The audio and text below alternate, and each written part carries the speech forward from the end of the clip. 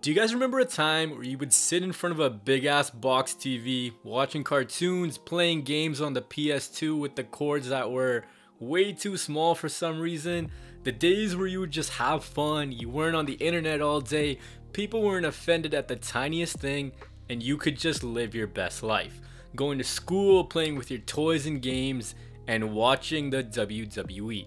The early to mid 2000s was just a fun time, and for many of us, it was our introduction to professional wrestling.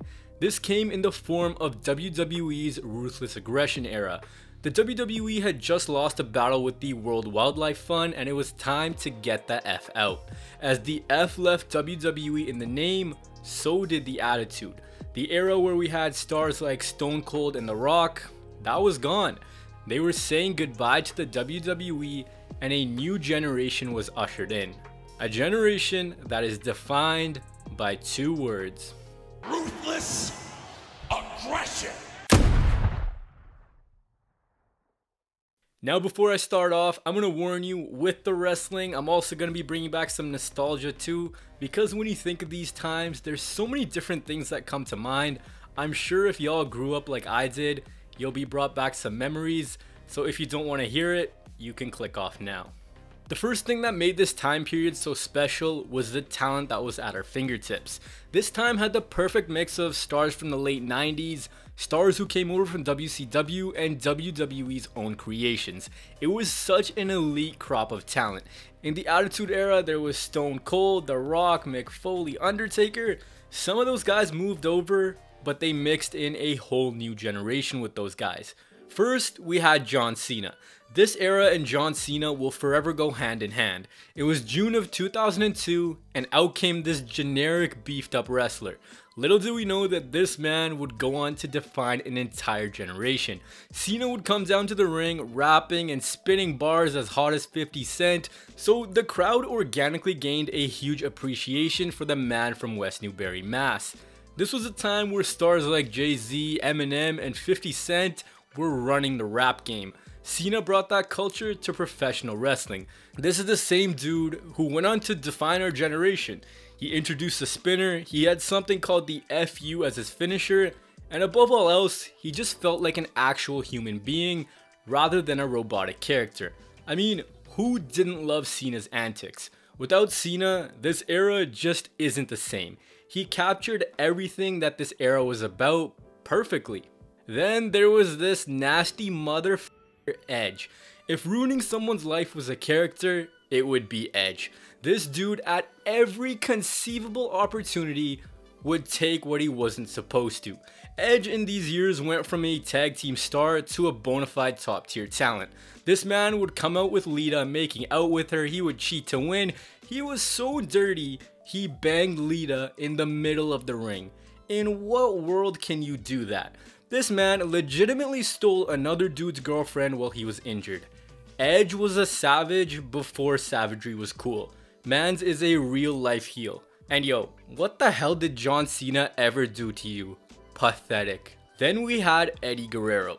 Look, there are very few people in professional wrestling history who capture the undivided attention of an audience like Eddie did. He would come out to the ring in his low rider with the natural swagger. He had that tremendous in-ring ability with the picture-perfect frog splash. But what made us gravitate towards Eddie so much was his charisma. It was just unrivaled. When something would go wrong, Eddie would make that face into the hard cam. You know exactly which one I'm talking about. And then he would find some creative and entertaining way to lie, cheat, and steal in the most entertaining fashion. He got fired from WWE, he sobered up, and he had a beautiful redemption story. He proved that the smaller wrestler could draw just as much as the larger-than-life character. It was absolutely beautiful. We miss you, Eddie.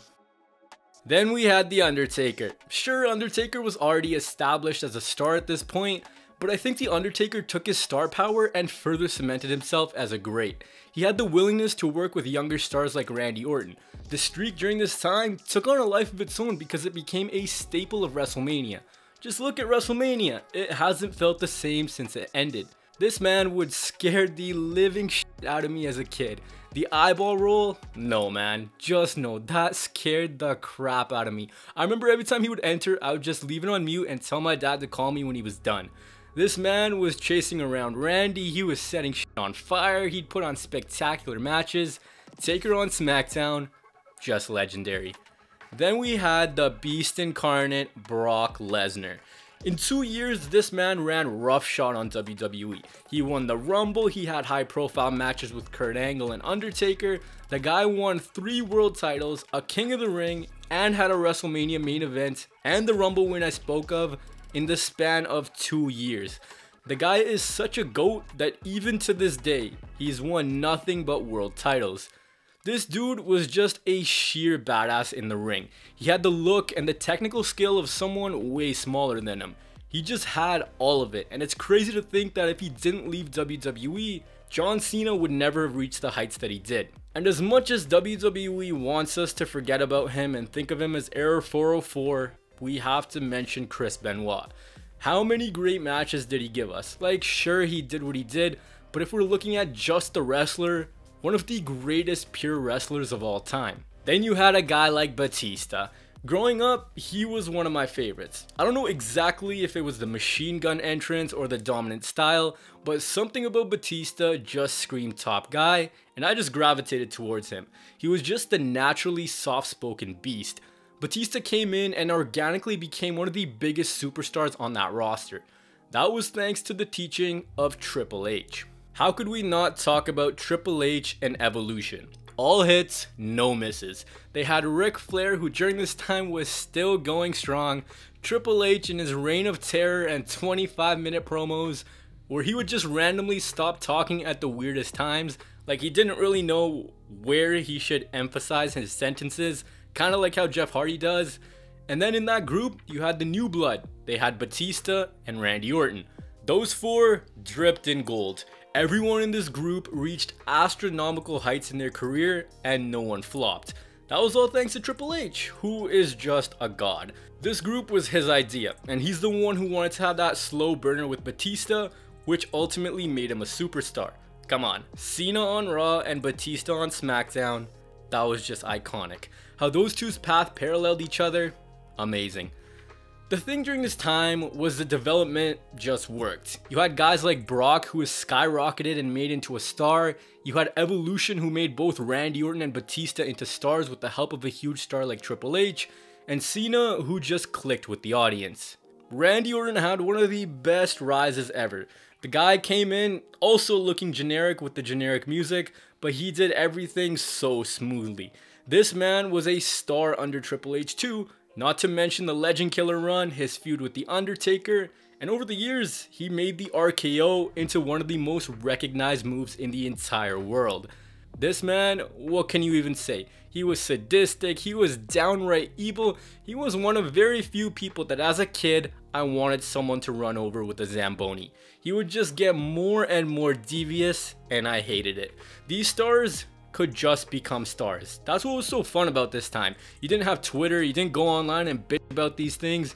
You were just given what you were given. Either you liked it or you didn't. You had Kurt Angle, who would just put on spectacular matches with guys the size of the Undertaker to the size of Rey Mysterio. He had the intensity, he had the entertainment value. He was just fun to watch. Every time Kurt came onto the screen, you knew you were in for a good time. RBD had this natural athleticism that people wish they did.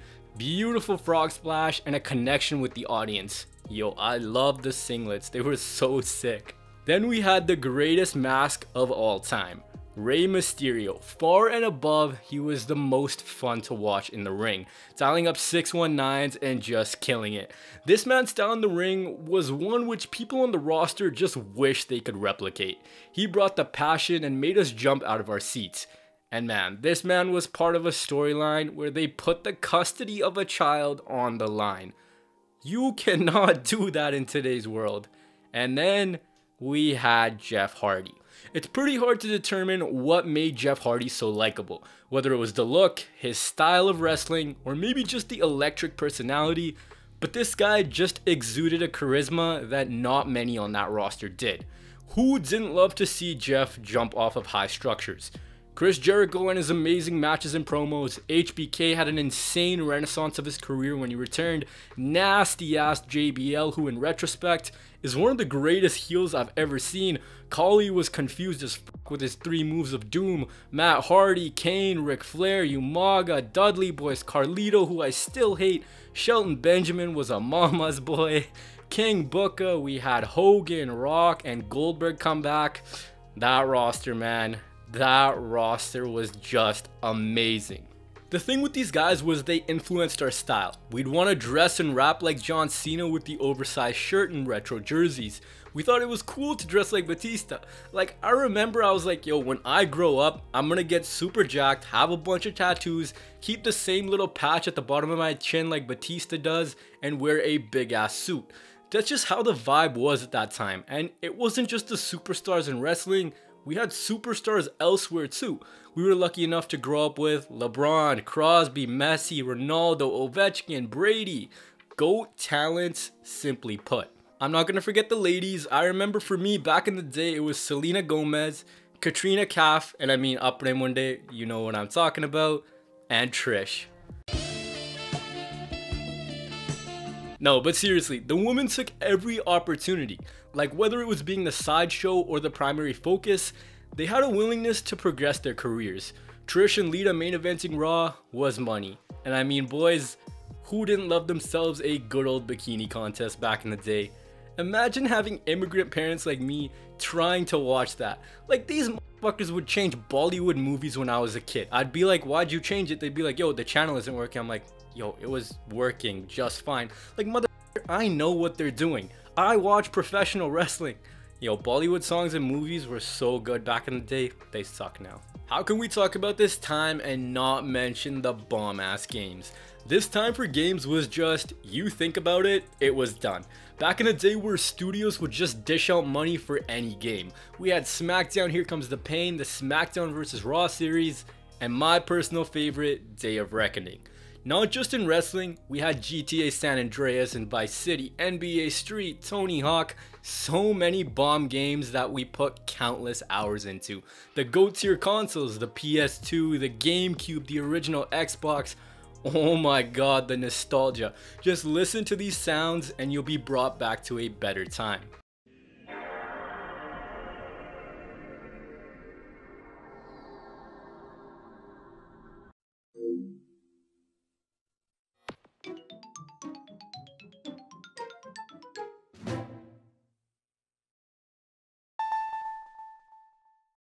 Like, do you guys remember when you would go to the store and they would have these things up and you just stand there and hog it while you let your parents do whatever the hell they wanted?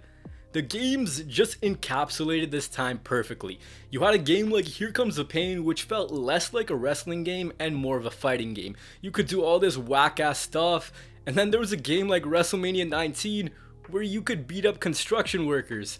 Crush Hour, which was a racing game with wrestlers.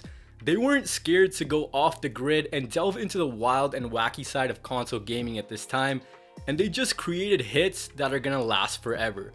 So many of us put in endless amounts of time into these games, and as much as I love SmackDown vs. Raw, Day of Reckoning will always be my favorite. We had the dope handhelds too, the PSP, the Game Boy, the DS. Aside from that, I'm pretty sure a lot of us 2000s kids still played the N64 in one way or another. Oh man, I remember all these games we played on a TV that looked like this.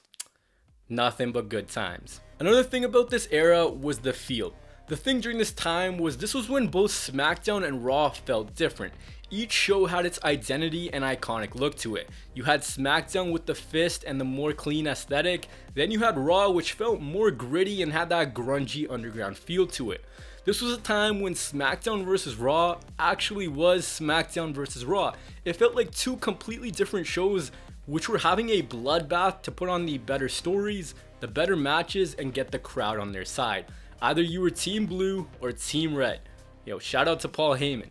All these talents didn't have anywhere to go after WCW went out of business. So when you had all these guys, you had to have a brand split because you had so much talent that you just had to let them develop and tell different stories, and it just led to excellence. It just felt different. When you would tune into Monday Night Raw, it was character driven and had all the over the top crap and random shit going on.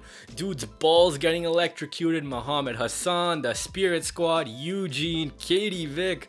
Oh man, nah, but we had Evolution running the show, then eventually Batista and Triple H, and then it moved to Cena and Edge. On SmackDown, Undertaker, King Booker, the SmackDown 6, Brock Lesnar, Kurt Angle, Cena for the first part of his career. Oh my god, it was just excellence in television. Yo, this was a time where stipulation matches actually meant something. They weren't just done because it was October or December. You had rivalries so heated, so nasty, that there was only one way to end them, playa, and that was a match with The Undertaker. Man, I miss having legitimate authority figures. You had Teddy Long in his suits, which were far too big for him, and then everyone's favorite Bischoff, Eric Bischoff. When we had the brand split, we had guys like Eric Bischoff and Teddy Long. These guys ran these shows, and these guys breathed new life into what an authority figure was. Doing some research in the Attitude Era, since it was just one roster, it was solely Vince McMahon who was at the top, but having different personalities opened the gates so much more. With this, the Ruthless Aggression era did the perfect job of integrating older names like Rock, Hulk Hogan, and Goldberg into the mix. The underdogs became top dogs. This was a time where people took risks, guys like Benoit and Guerrero. They said, okay man, go show me what you can do. Just remember this image of Benoit and Eddie standing tall together. This was when the focus was on wrestling. Pure in-ring wrestling mixed with all the over-the-top antics you were used to. Heels were heels, they could sink to these nasty lows that you just don't see anymore. TV during this time was just hot. Raw and SmackDown. Not to mention all the cartoons we would watch on a Saturday morning. Plus we had this show, this show, this show, this show. Us boys would lie that we didn't watch this show when in reality, we loved it. So many more god level shows that we were lucky enough to witness as kids. Man, this was just a good time where us kids actually watched TV and enjoyed shows with problems and outcomes instead of spending all day on YouTube. You could easily distinguish which show was which from their production, stage design, and of course, the music. You'd start off Raw with Across the Nation or To Be Loved, and man, those songs got you so hyped. It would be these quick cuts from one shot to another, getting you in the groove on Monday nights. Then you had SmackDown, which had Rise Up and I Want It All. Listening to these songs for a lot of us introduced us to a whole new genre of music. I was always one who loved rap, but from here I started to move to rock and metal, wanting to punch down walls and shit like that. Speaking of music, Metalingus, No More Words, The Time Is Now, Word Life, I Walk Alone, The Game, Sexy Boy, Lie, Cheat, Steal, Evolution Song, Burning My Light, One of a Kind, the list goes on and on. The songs were so damn good. They had these dope melodies which just encapsulated the character and words that expressed what the character was about. They worked so perfectly. Another thing was the concepts. Concepts like Taboo Tuesday, Cyber Sunday, they all felt huge. Dare I say, they were ahead of their time. Revolutionary, some would even say. Before social media popped off and made everything less fun, WWE knew exactly what they were doing. And sure, it was always some bland ass choice and you knew 9 times out of 10 what was gonna happen, but the hype you had for these shows was just different. I remember not going to sleep the night before a pay-per-view. That's how big they felt. You would always be excited to see what type of stages there would be, the props they would use, how the graphics would look. Man, do I ever miss moving graphics. We had all of these sick pay-per-views back in the day. New Year's Revolution, Armageddon, Bad Blood, Backlash, Judgment Day, ECW One Night Stand. WrestleMania was a spectacle unlike any other, and it actually felt larger than life. All of these posters just look so sick. They each had their own distinct vibe to them. They all look so beautiful, they're crafted so well, and they fit the time perfectly. There was just a different feel to them rather than the overproduced posters we have now. Speaking of things that I miss, WWE Magazine. I love that thing growing up as a kid. Sure, I didn't have the subscription, but I would go to the library and the first thing that I would turn to would be the The roster. Yeah, the roster. That's the first thing that I wanted to see was the Divas. But yo, these covers were elite, god level. They don't make them like this anymore. And I mean, sorry to the library, but I was the one who ripped out the monthly posters. How about the sheer amount of moments that were created during this time? Cena's debut, showing Lesnar making the ring collapse, Eddie winning at No Way Out 04, the legendary thumbs down from Batista, Mysterio winning the world title, HBK's sweet chin music to the mama's boy, the spear through a burning table, Edge's cash in, and so many more. With the good, we have to talk about the sad moments too. For a lot of us, when Eddie Guerrero passed away, it's a time that we won't ever forget. For many of us, this was our first introduction to the whole concept of death, and the sheer amount of impact that it can have on the people around you. Let's take a nostalgia break. Do you guys remember this screen or these Mac computers at school? Crazy Frog, the Gummy Bear song, these weird ass sepia filters they throw on like every single music video. Or how about yo waiting for Teletoon to turn to all the dirty shows at nighttime? Oh man, yo, I'm thankful I have immigrant parents. They had no idea what any of that meant. Futurama was dope though. Yo, Drake and Josh, iCarly, freaking Robot Chicken, which I still don't understand. Or America's Funniest Home Videos, the old YouTube, Beyblades, Tamagotchis, Club Penguin, the old iPod, all the hit movies. This thing looks like it belonged in this era somehow. Yo, and a lot of us were lucky enough to witness Blockbuster. Let's get back to the video. And of course, the matches. Some legendary all-out brawls, phenomenal storytelling, and some all-out classics. How about Edge vs Mick Foley at WrestleMania 22? The hardcore legend versus the hardcore motherfucker. These two went to war. Thumbtacks, barbed wire, top to bottom, it was crazy. How about HBK vs Triple H at SummerSlam 2002? First of all, SummerSlam 2002 on its own is one of the greatest pay-per-views ever. That show from the start with Rey and Kurt to the main event with Brock and Rock, come on, give me that one more time.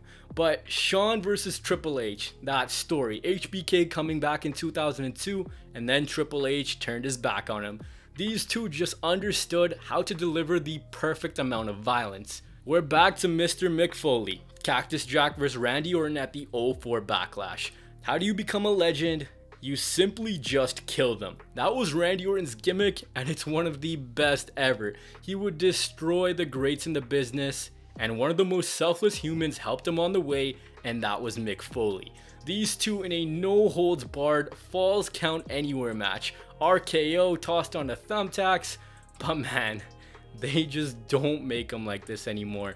So thankful that I got to see Randy Orton's entire career.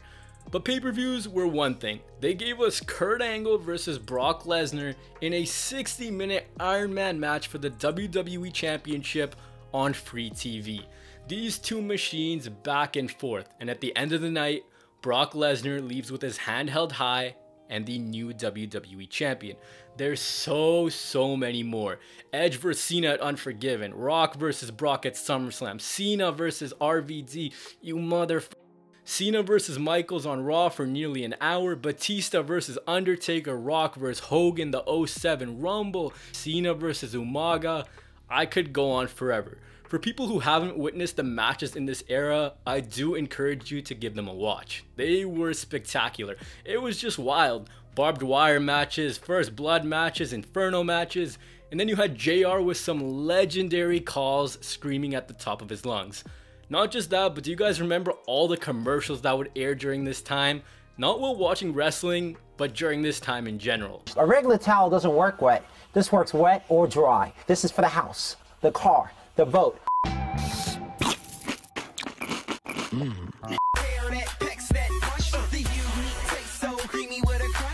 I crush the alien. Well, I crush the director. You did have some stupidity too. You had Kane and Lita. You had Vince versus God. You had Vince dying. You had Durag Vince. Oh my god, man. As much as people hate you, Vince, please never give this company up. And then you had Undertaker burying Paul Bearer in 2004. Oh my god, the sheer amount of stupidity that happened in this era, man. Yo, how about all those stupid people that I remember too? Simon Dean, the FBI, Nathan Jones, Orlando Jordan, the Bashams, the Heidenreich. Oh my god, man. What a time, man. Do you guys remember that one voice in all the commercials too? The one that was like, and now, WWE Survivor Series. I'll put it right here. I can't do it. That guy just did it too good. WWE Survivor Series, live this Sunday, only on pay-per-view. Man, oh man, that was a nostalgia trip. Only thing I couldn't sneak into this video was my love for sneakers, but there you go, I guess. This era was just so much fun. I loved everything about it. You just had to be there. This was such an influential time where we all just talked about the WWE and life was more simple for us. It gave us so many moments, matches, and it birthed our superheroes and our love for wrestling. For me growing up, life was about hockey, wrestling, and some of the other things I mentioned in this video. But the sad thing is, as we grow older, so do our heroes. But thankfully, the memories will always be there. The nostalgia will always hit. The video games will be there for generations of the future to play. The music will always bring back good memories. The commercials, the toys, it's all filled with nostalgia for us. How did we grow up so quick? This was our time. This was our Attitude Era. This was a time that we'll grow to tell our kids about. We loved it and we wouldn't trade it for anything. Nostalgia is the most painful feeling. It makes you wish you were in a better place. But as they say, don't cry because it's over, smile because it even happened.